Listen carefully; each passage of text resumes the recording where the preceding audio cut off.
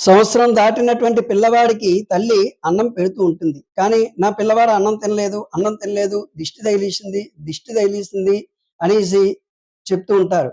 అలా కాదు. ఆకాశం వైపు చూపించి చందమామ రావే, జాబిల్లి రావే, కొండెక్కి రావే అని చూపించినా సరే, అయ్యో! నా కొడుకు, నా కూతురు ఈ సంవత్సరం దాటిన తర్వాత అన్నప్రాసన అయిపోయిన తర్వాత చక్కగా చందమామను చూపించి అన్నం తినిపించినా తినరు. ఎందువల్లంటే వారికి సెల్ ఫోన్‌లు అలవాటు చేయడం మనం అలవాటు చేసాం.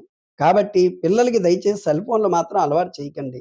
ఆ రకంగా చేసి చందమామ రావే, జాబిల్లి రావే అని చూపించి ఆకాశం వైపు ముందుగా చందమామను చూపించండి. అటువంటివన్నీ నేర్పితే పిల్లలు భోజనం చేసినట్టుగా అలవాట్లు నేర్పించాలి. అంతేగాని సెల్ ఫోన్ దగ్గరగా పెట్టి సెల్ ఫోన్‌లో బొమ్మలు చూపించి అటువంటివన్నీ చేస్తే వారు తర్వాత కూడా సెల్ ఫోన్ కావాలని మారం చేస్తారు. పెద్దయిన తర్వాత కూడా సెల్ ఫోనే ప్రపంచం అయిపోతుంది. ఉండొచ్చు. అది కొంత తర్వాత కొన్ని సంవత్సరాల తర్వాత మాత్రమే సెల్ ఫోన్ పిల్లలకి అలవాటు చేయాలి. అంతే తప్ప విపరీతంగా సెల్ ఫోన్‌లు అలవాటు చేసి, అయ్యో!